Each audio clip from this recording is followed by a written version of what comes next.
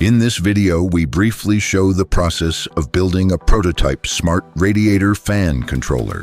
This Mercedes had an engine swap, and the original temperature switch for the fan, located in the coolant pipe, had to be removed during the adaptation of other parts, including the exhaust system.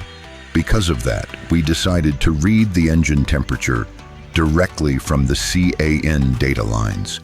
This is the temperature reported by the engine control unit from the engine coolant temperature sensor.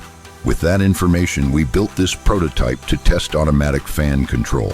The vehicle is also using a high current cooling fan, so the controller does not simply turn the fan on and off.